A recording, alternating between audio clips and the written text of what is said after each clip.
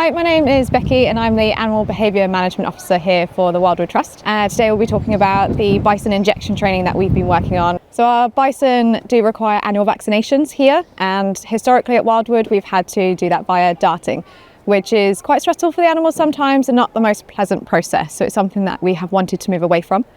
A few years ago with our old bison, they were trained by the team for hand injection, which was excellent, and it showed the significant improvement for their welfare going from darting to hand injecting.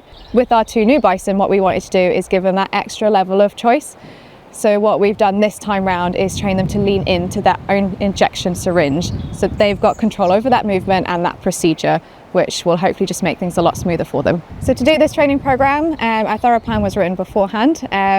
This incorporated various different steps and advice from our vet as well. So he advised us what position in the body to inject and where would be best for that process. So to start this with our bison, they were quite young and they were a little bit reactive to new situations. So we just started off with reinforcing calm behaviours and positive associations between their trainers and keepers and themselves.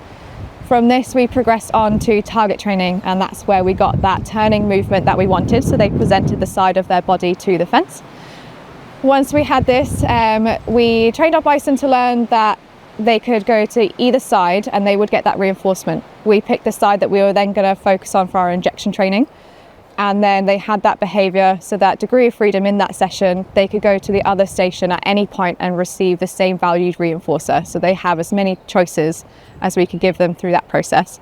The next video clip that you're going to see is explaining where we're at to in our training. This is about halfway through, where they are leaning into the syringe, and we've given them different options to lean into to really generalise that feeling for them.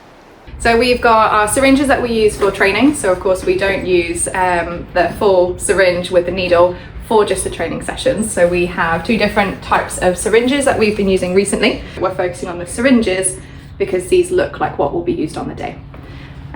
So where we train them, if you want to come around this way with me. So his training station where he'll do his injections is just here.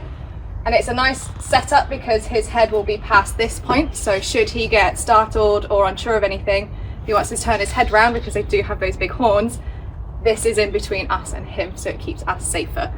Hey! So he'll come to Sophie initially. Good.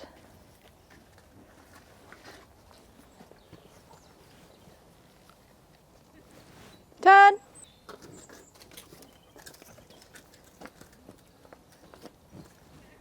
Good. So this is a nice position we want before we start. Touch. Good.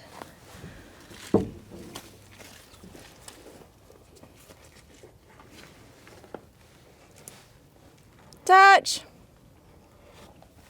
Good.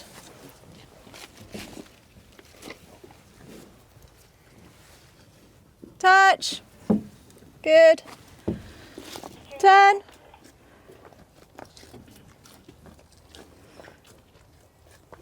Good. So from that clip you could see where we got to at that point in our training. We're now a little way on from that, and I can happily say that we have successfully vaccinated both of our bison through this method. It worked really, really well, and our bison came back into our training session straight after too, which just showed that it was not as stressful for them as previous methods. We have looked back at the footage and we've discussed as a team, and we've decided that we want to progress this training that little bit further and get the longer duration leans with a tad more pressure, and that should make future vaccinations and any other injection processes that bit easier as well. Now we've achieved this and we've seen the difference that that choice makes for them throughout the training. We've decided this is now our benchmark for injection training for our animals, and something that we're hoping to progress on to different species within the park. So not just hoof stock like our elk, who we were hoping to do it for, but our wolves and anything else too that might need sedatives or annual vaccinations. In the Behaviour and wider zoo community, of course, we all like to share these different things that happen. We can help each other progress. So we do speak to other collections with bison, seeing their opinions and their feedback as well, how we can change things to improve and how we can help others with this process if they want it. Thank you very much for watching. If you are in Kent, please do pop in and come and see us and our bison, Fury and Hayes.